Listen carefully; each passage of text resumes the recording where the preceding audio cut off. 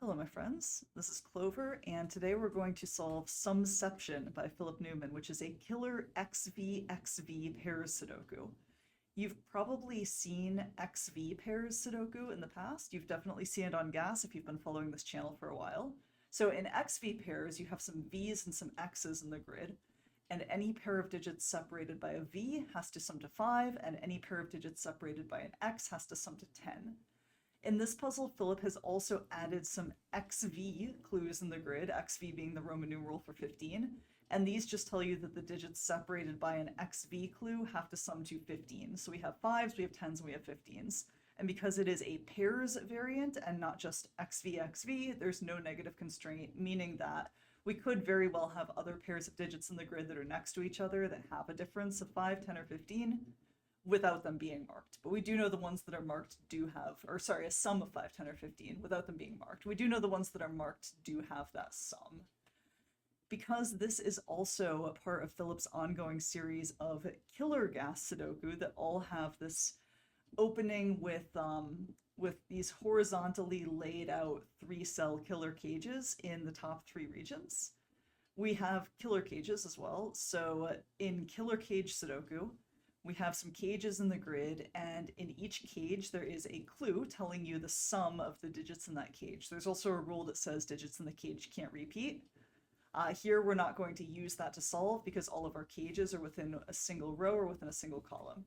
And I don't think I actually opened by mentioning normal Sudoku rules, which I always like to do. You never know who's going to be watching this as their very first introduction to variant Sudoku. So our standard rules, as always, apply. We're going to be placing the digits 1 through 9 once each in each row, each column, and each outlined 3x3 region. So let's go ahead and solve Sumception.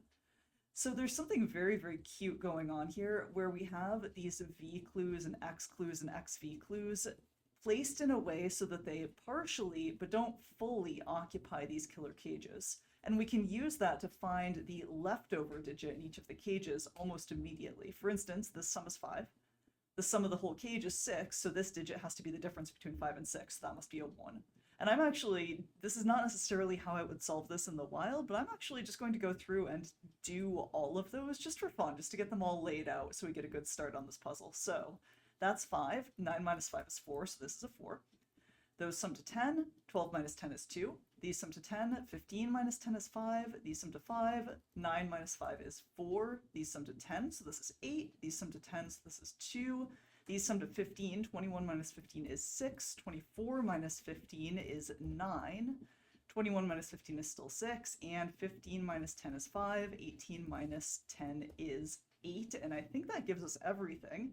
So you can start just by placing those digits immediately. That's something really charming that Philip has given us as an opening to this puzzle. So let's look at some of these V clues now. So there are only 2 ways to make a sum of 5. 2 plus 3, 1 plus 4. So 1 plus 4 is ruled out here because we have a 1 already, so that's going to be 2 plus 3. Same situation here, 1 and 4 is ruled out, so that's going to be 2 and 3. Now, these 2, 3 pairs tell me that 3 is here or here, 3 is here or here, so the only place that 3 can go in region 3 is in one of these 2 cells. And because I know one of these 2 cells has a 3, I know the other one must be its complement to sum to 10, which is 7. This pair, that sums to 5, can't use 1 or 4, so this must be 2 plus 3. So we'll place those there. What can we do over here? We can't quite get this one yet. We're close though, we'll come back to it in a moment. These need to sum to 15 and we can't use 6 or 9, so this will be a 7, 8 pair. These also sum to 15. We can also cheat on this one a little bit because we just know probably if we've done a lot of killer Sudoku that 24 is always 7, 8, and 9. So you can either get that as 7 plus 8 is our sum of 15 without a 9, or I just know that I need to have 7, 8, and 9 in this cage. These sum to 15 also, so that's also going to be 7 and 8. Now, very similarly to what I did up here, I know that I have a 7 in each of these pairs of cells, so there must be a 7 here. So this has to be 7 and 3, because I need to add a 3 to the 7 to make a total of 10 for this X clue. And up here I can also go 3 and 7. Now I'm going to use that 3 and that 7 to deal with these pairs. And so now that's taken care of. So now let's look at some of the less restricted X clues. So how about this one? So we can't use a 3, so this can't be 3 plus 7. We can't use an 8, so it can't be 2 plus 8. So there are only 2 options remaining, and one of them is that this is 1 and 9, which would go that way. The other one is that it's 4 and 6, which would go that way. And we're going to have to leave that on the table for now. We'll come back to it. Let's see if anything else we can figure out will disambiguate that for us. So this 18 clue, we can't use an 8 and we can't use a 6, so that rules out 4, 6, and 2, 8. So we need to make this either 1 and 9 or 3 and 7. Now 3 and 7 are both ruled out of this cell, so this is definitely going to be a 1-9 pair. And you know, I just noticed, and I think I noticed this earlier while I was test solving, this 6 actually takes care of this pair. There's a 6 in the row, and that gives me a 1 here. And that resolves this 1-9, so that's all taken care of. Let's do the same thing down here. So we don't get to use 2 or 4 here. We can't do a 3-7 pair because 3 and 7 are both ruled out of this cell, so let's make this 1-9. There's already a 9 in this region, so we'll place a 1 here. We can't use a 2 or a 7 here, so we can't go 2-8, we can't go 3-7.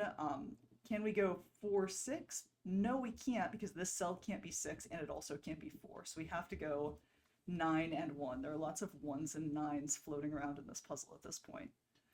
So now we have candidates at the very least for all of our cages filled in, even though we don't have all of the cages fully resolved. So let's start focusing a bit more on Sudoku. So I see these two 2s that tell me the only place for a 2 in this region is right here. And I still need to fill this region with 1, 3, 5, and 9, and I can't place a 1 in any of those cells because of these two 1s, or not 1, 3, 5, and 9, 1, 3, 5, and 4.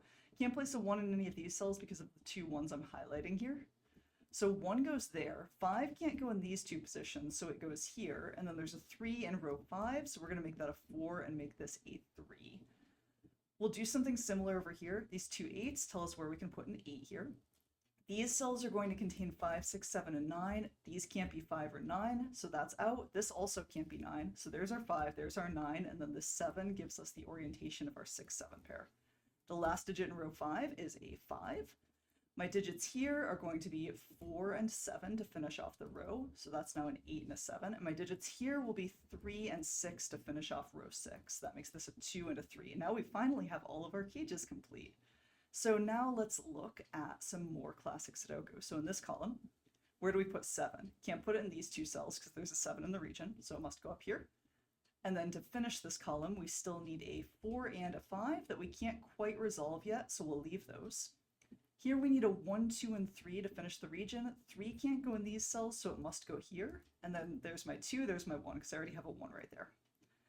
These are going to have to contain 4, 5, and 6, but they can't have a 5 because there's a 5 in the region already. So there's 4, 6 pair, there's my 5, there's my 4, and the 4, 6 actually resolves because of the 4 up there. Now these are going to be 2 and 3. Now let's place a 1 and a 5 to finish this column. We'll place a 4 and a 9 to finish this column, and then we'll place a 6 and an 8 to finish this column. Let's look at rows down here instead of columns. So we need a 1, 4, and 9. The only position for a 1 is there. 9 can't go there, so that's my 4 and that's my 1. Now in this row, we need a 2, a 5, and a 6. So there's a 2, 6, and 5. These cells still need a 4, 6, 7, and 8. So that's not a 4. Those can't be 6 or 8s. There's a 7 and a 4. And what do we need to do to finish this row? We need a 9 for sure. It can only go there. That can only be 6 because there's an 8 in the column. So there's my 8, 6, 8, and 6. And let's finish the puzzle with a 5 and an 8. And that is how you solve Philip Newman's Sumception from April 12th. Hope you enjoyed that one. And I will catch you next time.